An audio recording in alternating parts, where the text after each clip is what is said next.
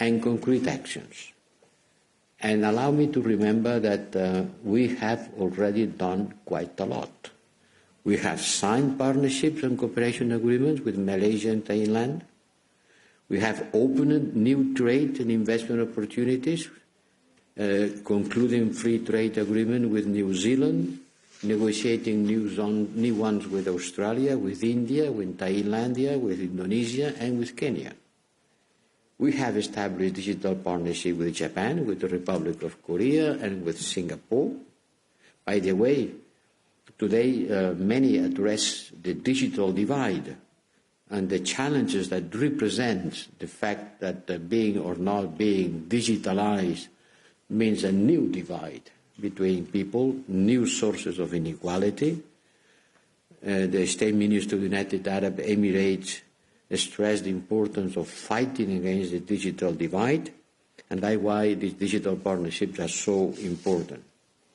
And also on security and defense, we are starting building concrete partnerships with many of the countries in the region, starting with Japan and Korea, because the European Union is also a security provider. We have to continue advancing on many fields. We have signed this comprehensive transportation agreement, which is an important part of our connectivity purposes. Operation Atalanta has extended its task from the coast of Somalia down to the African coast, increasing their cooperation with partners in the region. So we did a lot in this last year. And on the year that it starts today, we'll do more. We have 20 priority projects of our global gateway that will provide the strategic investment in infrastructure in the region. And this initiative will be key to support our Indo-Pacific partners to face the existential threats posed by climate change, for example. So let's use this momentum, because certainly I felt that here in Stockholm it was a certain momentum. Maybe because the war is facing more challenges, and the war is something that affrays all of us. All of us, we want peace. And this has been a remarkable meeting. Thank you once again. Let's continue working with this part of the world that will be the scenario of the history on the 21st century. Thank you. Thank you. Then we open up for questions. Yes, we have Swedish radio, please. Hi. My name is Naila Salim. I'm the South Asia correspondent for Swedish Radio, and I have two questions for the High Representative and Vice President, please. First one, so the topic of today is the EU Indo-Pacific relationship and cooperation, and we have many representatives from the region, and yet Ukraine remains the big topic of today. Would you please comment on that? I understand. No, it's difficult for me to understand. If you put the micro closer. Oh, do you want me to say? Oh, there is look, there is. Okay, again. Oh, perfect. Oh, sorry. Naila Salim, South Asia correspondent for Swedish Radio. So the first question is that the topic of today is the EU Indo-Pacific relationship and cooperation. And yet, and we have so many representatives from the countries here, and yet the main topic remains Ukraine. How do you comment on that? And the second question would be, what kind of concrete results have been achieved regarding China's enhanced position in the Indo-Pacific, which is a real concern for the countries there? Thank you. Well, no, Ukraine is an important issue, but I wouldn't say that this forum has been devoted to Ukraine. No, not at all.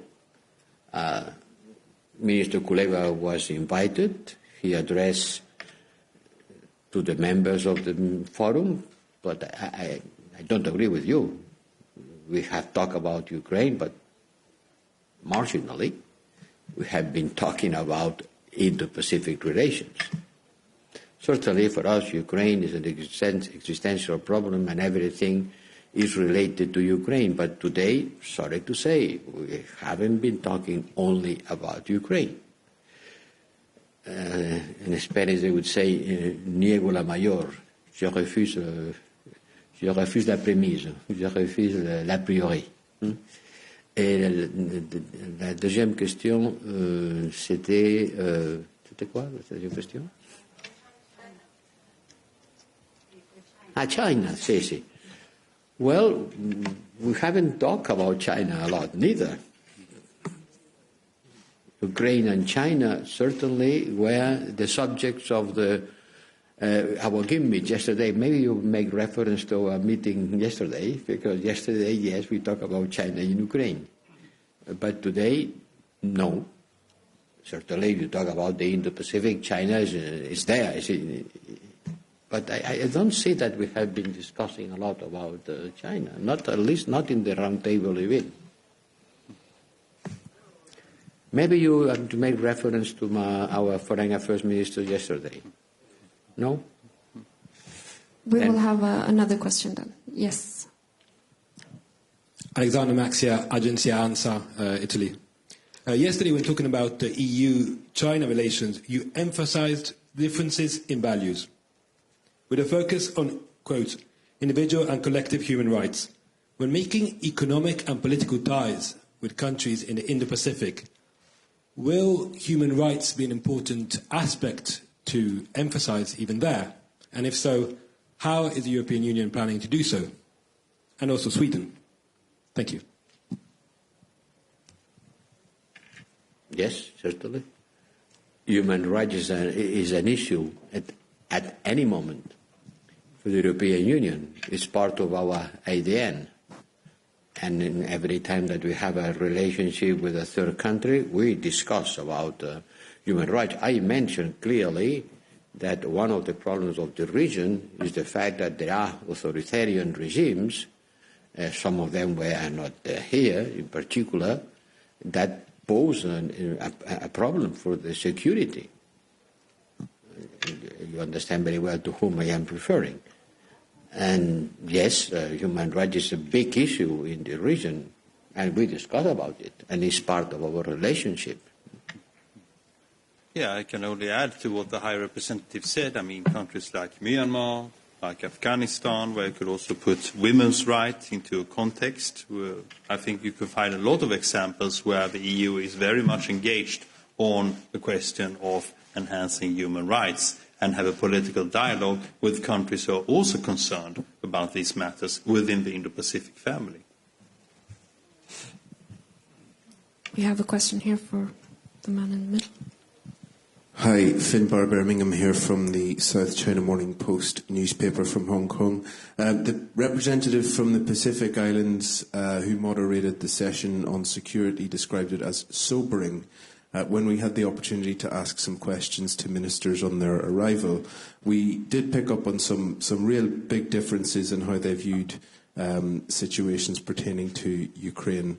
For example, you mentioned that there was alignment on the UN Charter, but some of the ministers were saying that the fighting should stop immediately, rather than the broad European view that Zelensky's peace plan is the only solution for this. I just want to get the take from the High Representative about perhaps the differences of opinion on thorny geopolitical issues between your Indo-Pacific partners, and whether you've had any success in maybe convincing them of what the European Union's point of view is when it comes to creating peace in Ukraine. Thank you. Look, the issue, the purpose was not to convince them. We are not in a crusade. The issue was for them to have the opportunity to listen to the representative of our country who is traveling around the world. He was coming from Latin America, attending another meeting in order to get information firsthand of the causes and consequences of the war. But we particularly, we don't want to convince anyone. We would just want to share analysis of the causes and consequences of the war. And I know perfectly, I knew before coming here, that several members of the Indo-Pacific region are in a position which is not the European position with respect to the war. Clearly not. And I had the opportunity to exchange, for example, with my friend, the Indian foreign minister, about the prospects. He had been meeting recently with Minister Lavrov. This gathering is also an opportunity for us to share what do we know about what's going on. And unhappily, I think that everybody shares the same concern. And the concern is that the war will continue. And I can only add to what this is a serious concern that we share. No? And everybody wants the war to stop. Yes, but it depends how. I can only add that the purpose, of course, of this was to create political dialogue between the countries of Indo-Pacific and the EU. And one of the most most prominent things when we talk about this is the fact that everybody underlines that peace is a requirement for prosperity. Without peace, there cannot be prosperity. And from this follows that the fact that all countries I've heard who have taken the floor has underlined their respect for the UN Charter is a very strong testimony to the platform where we all stand. The fact that Minister Kuleba had the opportunity to also engage in dialogue with many states, both at the table but also in bilaterals, is also a way for us to enhance our views. The views of the European Union are well known. The High Representative have many times outlined them, how we feel about the war, but engaging in dialogue is the only way forward with countries who are not yet fully committed on the same side where we are. Thank you. We will take a follow-up from Swedish Radio. That's the end. No? Another question? Yes, please. For sure. It's the last one. So a follow-up question. I'm wondering about how you can discuss the Indo-Pacific without China and the importance of an inclusive dialogue to get a political dialogue and move forward. We can perfectly discuss about the Indo-Pacific without China, which is the problem.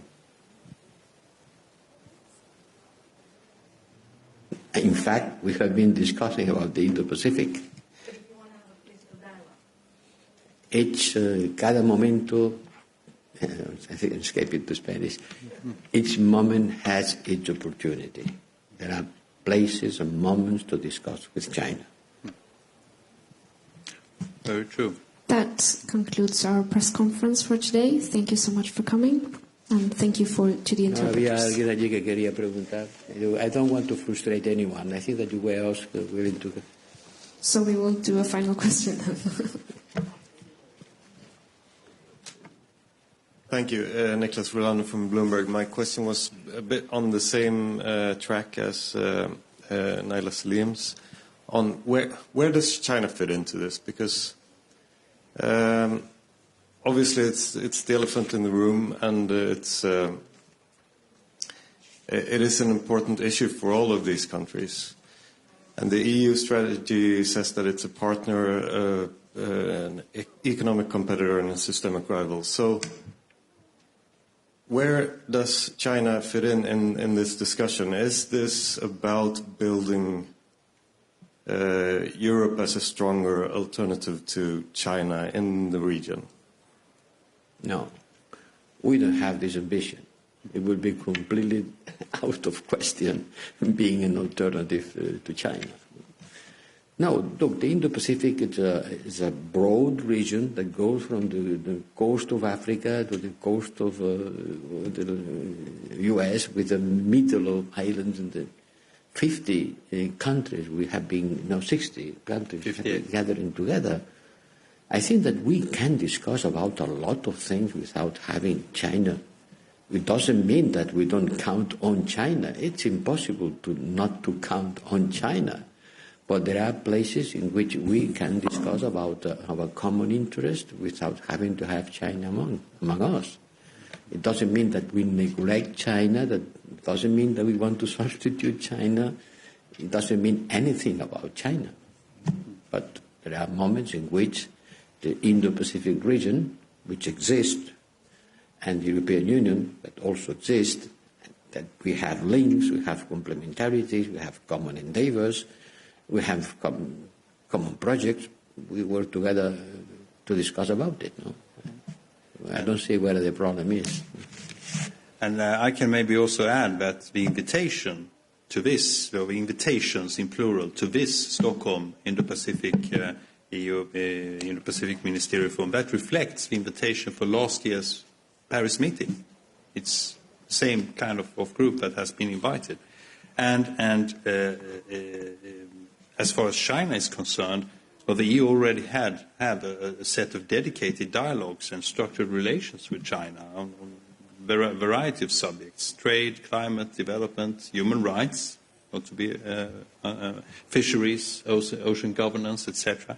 And that takes place at various institutional levels. The member states have a dialogue. We have a strategic dialogue, and we also have a high-level dialogue with China. We don't lack dialogues with China, I would like to say, from the EU.